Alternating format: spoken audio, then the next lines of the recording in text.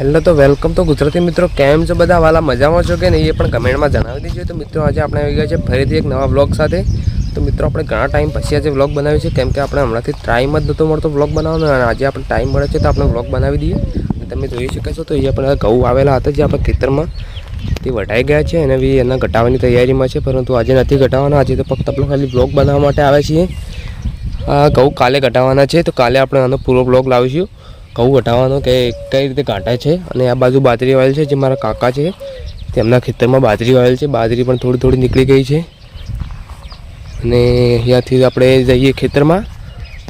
તો કેમ છો તમે ચેનલ પર આવે છો જો પહેલી વાર તો ચેનલને ફટાફટ સબસ્ક્રાઈબ કરી દો અને વિડીયો સારો લાગે તો વિડીયોને એક લાઇક જરૂરથી કરી દેજો, કારણ કે આપણે આવા નવા વ્લોગ લાવતા રહીશું અને આપણી આ ચેનલમાં ડીજે રેમિક્સ સોંગ પણ અપલોડ કરતા રહીશું।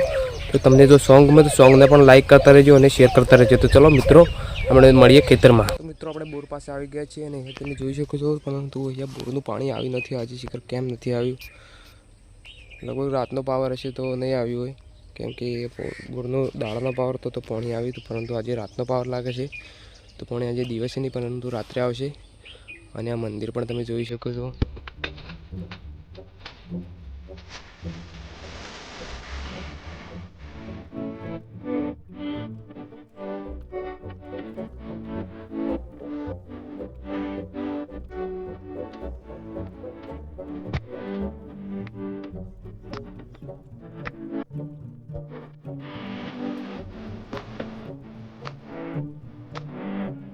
મિત્રો આપણે આવી ગયા છીએ ખેતરમાં અને ખેતરમાં તમે જોઈ શકો છો કે જે આ પોથા વાયેલા છે પહેવાને ખવડાવવા માટે તે મોટા થઈ ગયા છે।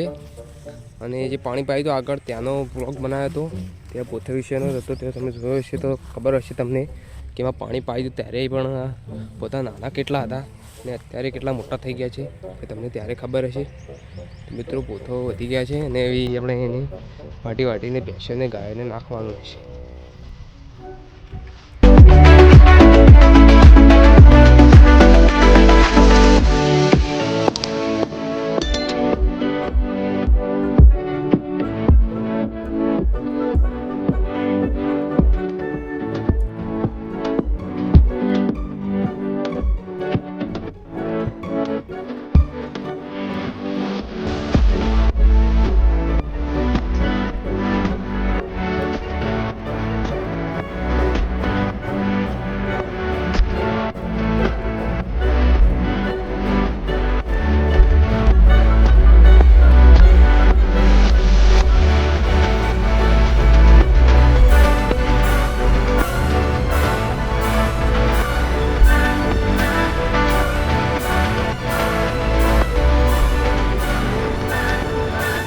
મિત્રો આજનો બ્લોગ ફક્ત આટલા સુધી જ હતો। તો મળીએ આગળ એક નવા વિડીયોમાં અને સાથે સાથે આપણે આ ચેનલમાં બે વિના વિડીયો અપલોડ કરીએ છીએ, જેમ કે ડીજે રેમિક્સ સોંગનો કન્ટેન્ટ અને બ્લોગનો કન્ટેન્ટ। તો બે વિના આપણે ભેગા કન્ટેન્ટ અપલોડ કરીએ છીએ, કારણ કે આપણે બ્લોગમાં વ્યૂઝ મળતા નથી અને ડીજે રેમિક્સ સોંગમાં આપણે વ્યૂઝ મળે છે, જેના કારણે તમે ડીજે રેમિક્સ સોંગમાંથી પણ જેને બ્લોગ પસંદ હતો તે બ્લોગ જોઈ શકે છે અને ડીજે રેમિક્સ ગીતો પણ જોઈ શકે છે।